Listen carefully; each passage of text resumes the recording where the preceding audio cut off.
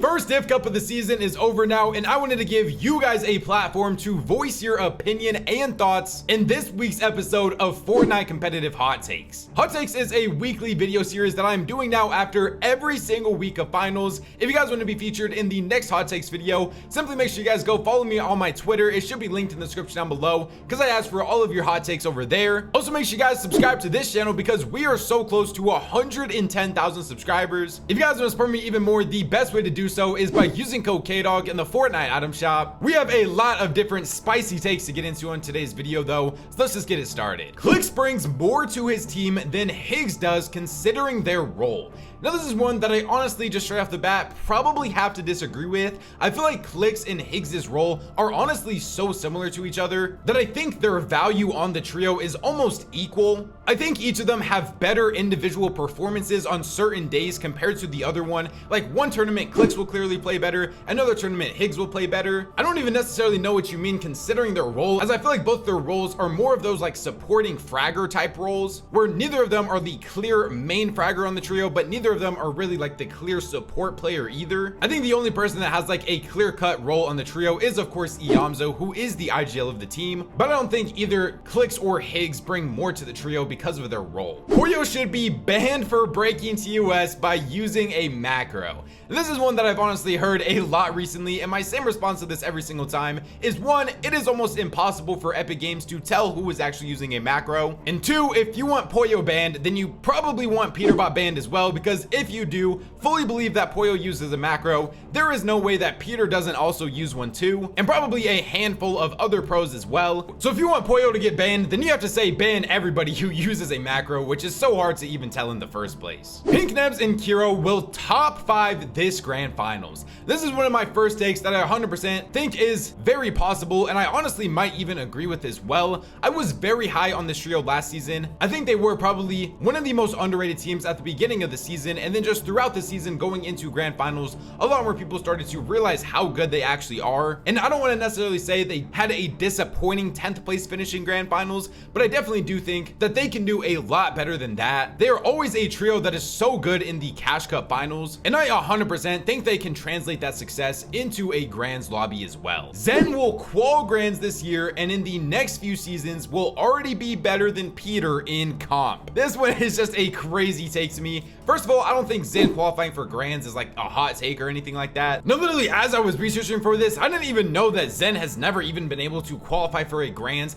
So I do think that Zen is 100% the caliber of player that can make a grand finals, but saying that he's going to go from making his first ever grand finals to being better than Peter in competitive in just a few seasons, I feel like it's just flat out insanity. There is a huge difference between being super good in creative and being super good in competitive. Of course, the old pipeline was like you started off as a super crazy competitive kid, played with a very smart IGL, and then learned under them to become the next best comp player. But I feel like that is more rare every single day now, and especially in competitive nowadays. If you are not a smart player in game with game sense, knowing how to rotate, knowing how to get surge, a lot of the flashy cool mechanic things that you can do don't even really matter. So yes, of course, I think Zen does have potential, but I think we do need to kind of slow our roll when we're talking about how good he can potentially be. VICO should contest a better drop. He literally won 3-2 against Malabuka in grands and only lost against Fred because he hasn't played the season and didn't know the drop. They could land demons because Flixie and VICO are on 0 ping and Malabuka on way higher ping. Now, I'm not 100% sure what ping Malabuka is actually on, but I just think for VICO, Vino, and Flixie, right now, I don't think their goal is to really be landing at the best POIs on the map. They would have tried to claim one of those spots at the beginning of the season if that's what they wanted to do, but they showed right away that that was not their game plan going into this season. Their game plan is to land at a mid-tier POI that they know they can get 100% uncontested, make it into the end game, and then when they're able to make it into the end game, that is where they are going to show off why they're one of the best teams in the entire world. I think these last couple of seasons have been a little bit rough for the VICO, Vino, and Flixie off-spawn rep, as we could all probably agree, but I don't think this trio should necessarily like go and try to claim a better drop spot when it clearly didn't work for them in the past. I wish you would have been a little less harsh on the old Bolts, Kanata, and Sphinx trio. they were definitely better than the 7 range you kept saying. They got third day 2 and were less than 30 points away from Peter, so I think it is unfair to act like they weren't really good. Another one, I kind of just have to say, if the quite literal people on the trio you're talking about of Kanata, Bolts, and Sphinx, if 2 of them thought that they needed a change because they were majorly underperforming to their expectations,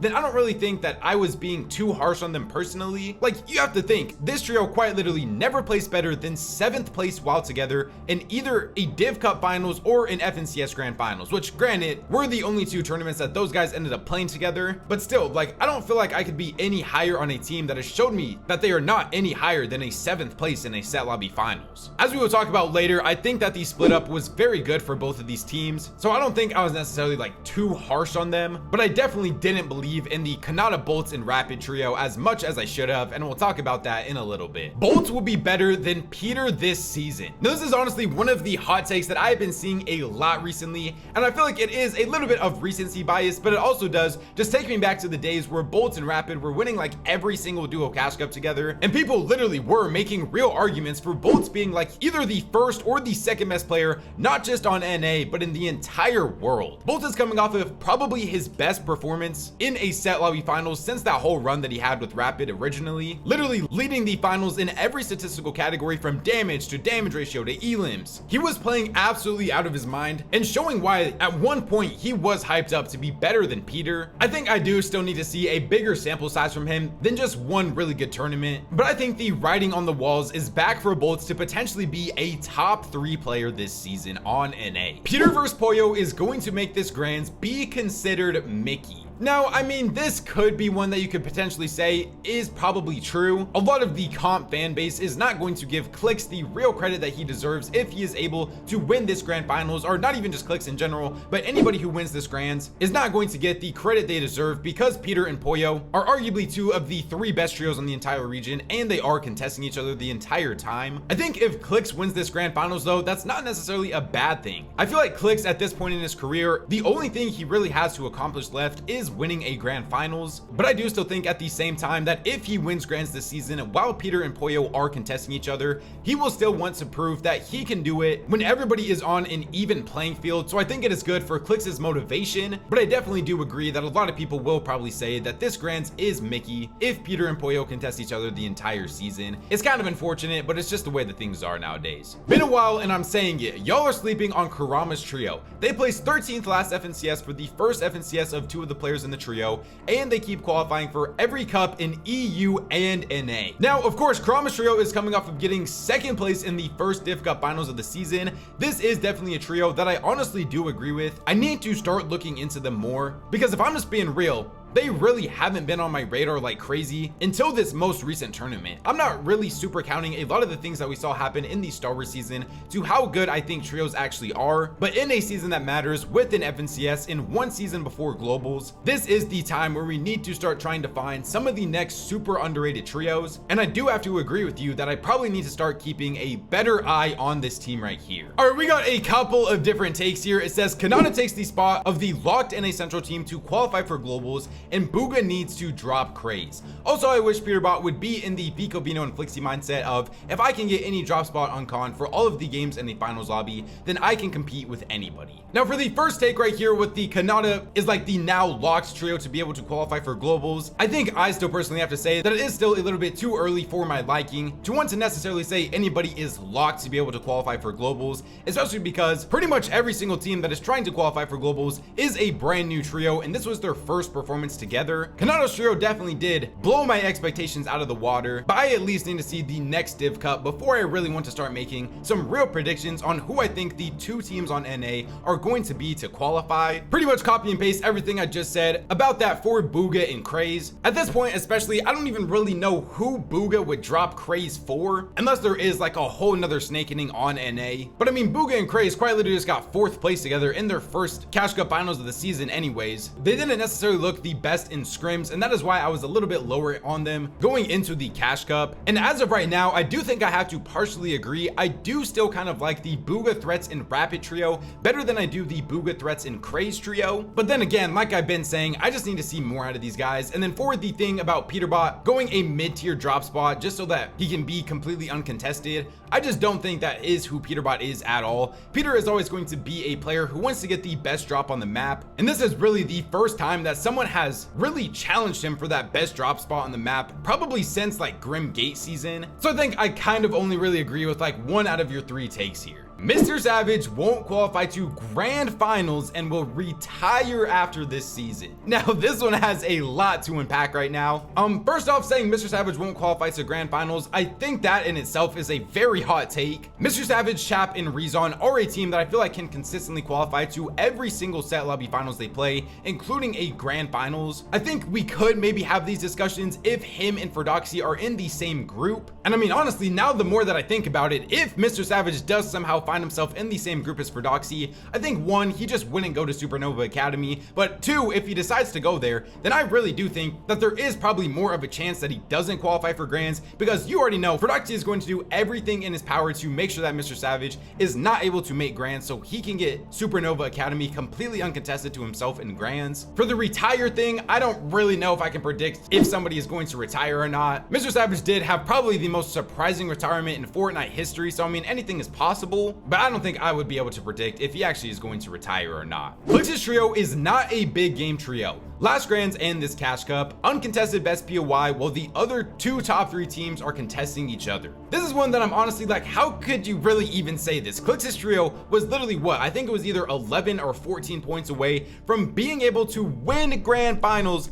last season. Like, how are you gonna say that Clix's trio is not a big game trio when they almost won the biggest game of them all? I get if you want to say that this was a little bit of an underperformance from them in this recent Cash Cup, even with the whole thing of Yamzo crashing in the last game. A lot of people really did predict this team to win the Cash Cup by like over 50 to 100 points, and so them not even winning in general could definitely be seen as a disappointment. But I think the Fortnite community in general is also just very recency bias, and I just don't know how a trio that has placed 3rd and 2nd place in their only 2 grand finals together can be seen as a team that is not a big game type of trio. Agers is better than Pollo. Now this to me at least is not a hot take. If you guys watched my video where I did the current top 10 players in the world, I have Pollo at 10 and then I have Agers at 9. I think these guys are honestly kind of interchangeable on where you actually want to rank them, especially if you're ranking like the current best players on NA. I feel like a lot of people's list currently on NA is like Peter, Cold, and then it's either Pollo or Agers. I mean, hey, a lot of people are starting to put Bolts in that range now too, but I think either way, if you want to say Agers is better than Pollo or Pollo is better than Agers, I think either of those opinions are valid. To me, once again, they're very interchangeable players. Rapid might be a dash merchant. He landed Grim in his best placement ever, Chapter 5 Season 3, and now uses the dash bob for endgame.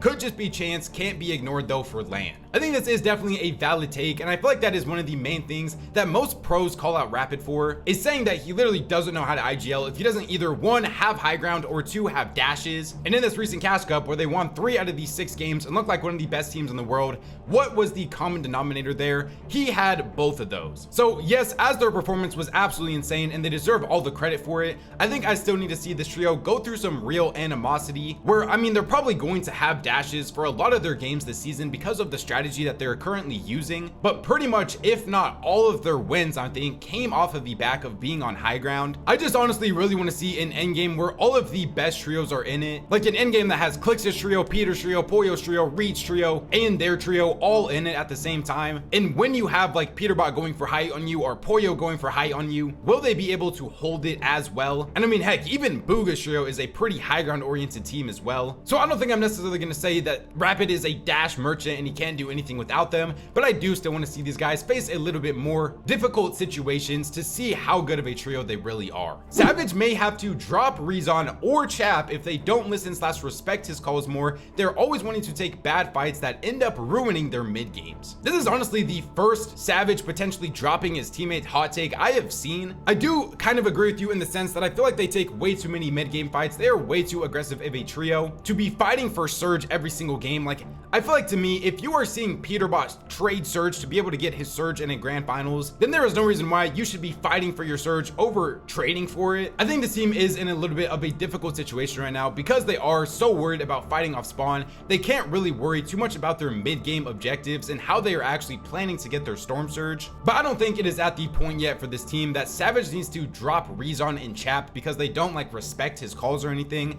A lot of the time, Savage is also the player that wants to be aggressive in these fights, but this is also probably a thing that they talk about off stream all the time, and I'm very interested in the evolution of the game plan strategy for this trio going forwards. Raz is the winning factor in most, if not all, trios. He starts coaching and cooking for Nada, and they go 3 out of 6 out of nowhere. This is one that I absolutely love to hear. Coaches finally getting some real love in the community. I feel like coaches are still one of the most underrated pieces and one of the most underrated aspects in all of Fortnite competitive today. I think it is almost becoming a necessity at this point to have a coach. All of the top trios have coaches, especially on NA. When you're talking about like Peter's trio, Clix's trio, Pollo's trio technically used to have the coach of Raz, but then Raz stopped working with him because he was contesting Peter. And so Raz now working with Kanata, Bolt, and Rapid, and them going from a very mid top 10 team to winning their first tournament back together. I think for as much credit as we're giving Kanata, Bolt, and Rapid, we also need to give massive credit to their coach as well. This is the worst chapter of Fortnite, but the best chapter for Fortnite competitive. This is probably going to go down as the best chapter for Fortnite competitive ever. We literally had season 1, Pollo ending the historic Peterbot Cash Cup dominance after getting dropped by him and everything like that. Then we had season 2, where we got the Peterbot versus Clix, the two biggest names in all of Fortnite, going head to head all the way into game 12. And now this season, it is looking like we're probably going to get a Clix FNCS win, and then we are probably going to be going into one of the most stacked globals of all time. I am literally almost just getting chills thinking about how hyped this year is going to be for competitive, still up and coming, and how many crazy events we have already seen. I probably have to disagree with, I don't think this is like the worst chapter gameplay wise for Fortnite. The Star Wars season definitely did give it a little bit of a hit, but I still think that the chapter gameplay wise has been still pretty fun to play and definitely fun to watch as well. Huyo, Agers, and Acorn are not as good as people think they are, and even if Peterbot leaves, they will have another disappointing Grands performance. This is one that is very interesting to me. We all know that Pollo, Acorn, and Agers are coming off of a 5th place from an uncontested Mass Meadows last Grand Finals. And this season, I don't think they have been fully playing up to their standards in the games that they were able to beat Peter off spawn. If we're just comparing Peter and Pollo off spawn, in the games that they were able to play out after they went off spawn, Peter's trio has looked levels better than Pollo's trio, and I honestly don't really know what the reasoning for that is yet. In the very last game of the last Cash Cup yesterday, they finished with like a 14 elimination second, I'm pretty sure, so they did still show that they have the fragging ability if they are able to make it off spawn. But in the 2 other games that they won before that, they were really disappointing me. I do still think they are a top 3 trio on NA, but where I would rank them overall in the entire world right now might be slowly decreasing. Alright, so this next take that I wanted to look at, I only wanted to talk about the second one. There will be another huge snakening after the second Div Cup. Now, this one was just very interesting to me because I have been talking to a couple of pros and they do still see the potential of them maybe getting snaked right before FNCS starts. And I think you might literally be nailing it on the head here. After the second Div Cup, if there is some teams that are underperforming or just some trios that think they have a better chance in FNCS to qualify for LAN, especially with a different team, then we could 100% probably see another snakening right before FNCS starts. The Cammy, Sadi, and Hari era is over. They probably won't qualify for globals because of their off-spawn weakness,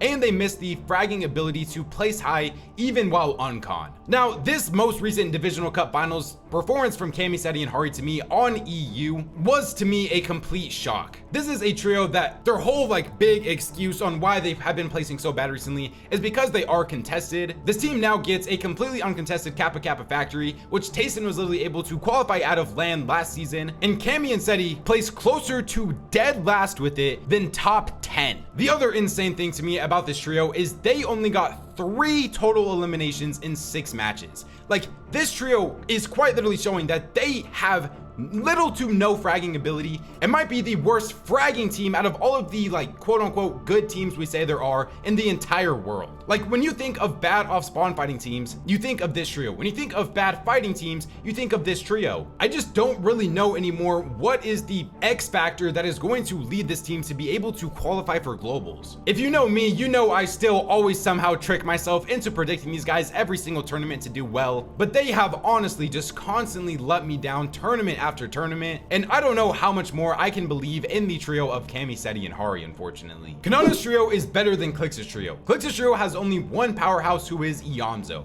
They are overrated, all they have is good chemistry. Kanata's trio is just better overall. This is probably a take that I have to disagree with.